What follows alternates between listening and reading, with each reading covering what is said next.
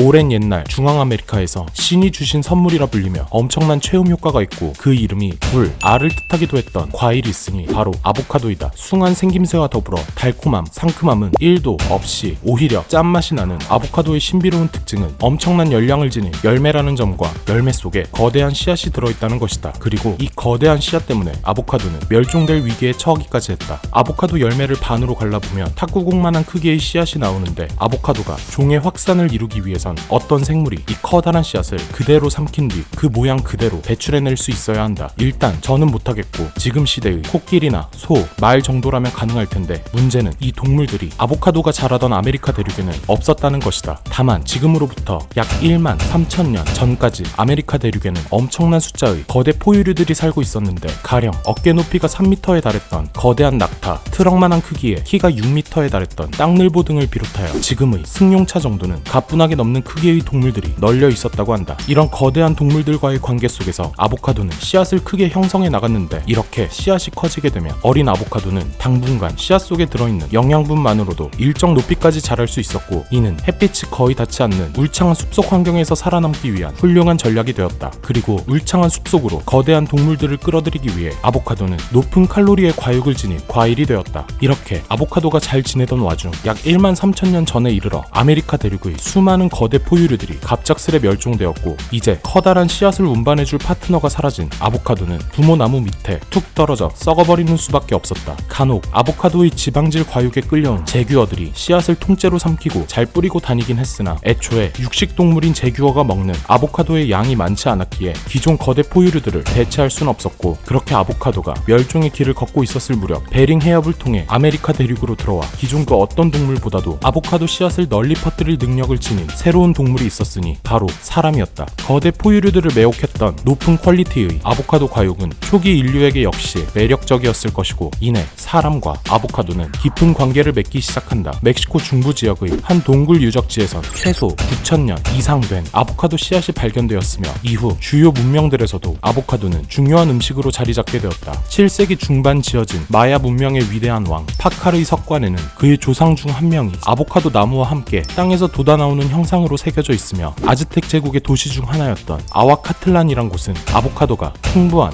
곳이란 명칭이었다. 또한 초장에 말씀드렸던 것처럼 아보카도는 숭한 생김새를 지니고 있는데 때문에 아즈텍에서 아보카도를 가리켜 이르던 아와카틀이란 단어는 불, 알을 지칭할 때도 사용되었으며 아보카도를 먹으면 고환이 아주 건강해질 것이라는 믿음이 있었다고 한다. 이런 맥락에서인지 잘 익은 아보카도가 내뿜는 아로마에는 강력한 체험 효과가 있다고 여겨졌으며 때문에 아즈텍 귀족 집안 여성들은 아보카도 수확 시기가 되면 집 밖을 나가는 것이 금지되었다는 썰도 전해진다. 아무튼 아보카도는 중남미 원주민들이 광범위하게 즐기던 과일이었으며 이들은 과육뿐 아니라 아보카도 잎을 고기에 문질러 바비큐에 향을 더하기도 했고 또한 아보카도 씨앗을 지리기면 뿌옇고 하얀 액체가 나오는데 이것이 공기 중에 노출되면 어두운 젓갈색으로 변하며 이렇게 색이 변한 액체는 잉크로 쓰기에 아주 적합했다고 한다. 이후 아메리카에 들어와 온갖 새로운 동식물에 매료된 스페인인들 역시 아보카도에 대한 여러 기록들을 남겼는데 이들이 아보카도에 대해 남긴 주요 기록들은 버터와 같은 과육을 가지고 있는데 믿기 어려울 정도의 뛰어난 맛이다 라거나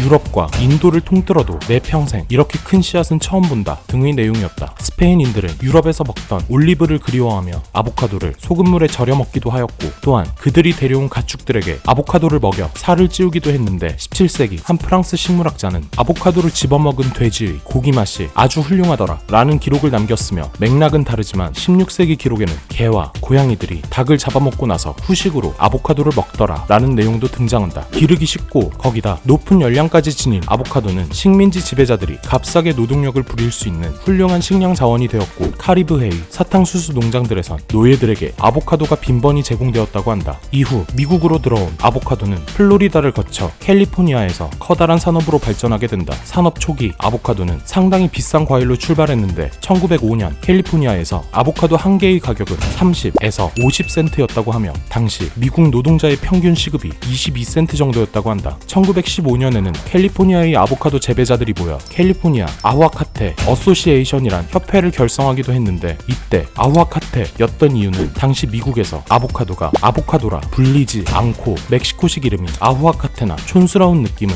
엘리게이터, 페어 등으로 불렸기 때문이다. 두 단어 모두 마음에 들지 않던 캘리포니아 아후아카테 어소시에이션 협회가 했던 첫 번째 행동은 이 과일의 명칭을 아보카도라는 고급스러운 단어로 통일시킨 것이었으며 이후 자기들 협회 명칭도 캘리포니아 아보카도 소사이어티로 바꾸면서 아보카도 산업의 발전을 이끌어 나갔고 캘리포니아는 미국 아보카도의 90% 이상이 생산되는 지역으로 변모하게 되었다. 아보카도는 캘리포니아라는 지역적 특색을 담고 있음과 동시에 특이한 식재료였기에 새로운 시도를 추구하는 많은 셰프들에게 흥미를 끌었고 이내 캘리포니아에선 아보카도를 이용한 샌드위치, 샐러드 등등 여러 독창성이 가미된 음식들이 등장하게 되었다. 그리고 1900년대 중반 날 생선을 꺼리던 미국인들을 끌어들이고자 로스앤젤레스의 한 일본인 셰프가 오이, 게살, 아보카도 등으로 속을 채우고 김, 밥으로 겉을 감싸 만들어낸 것이 캘리포니아 롤이었다.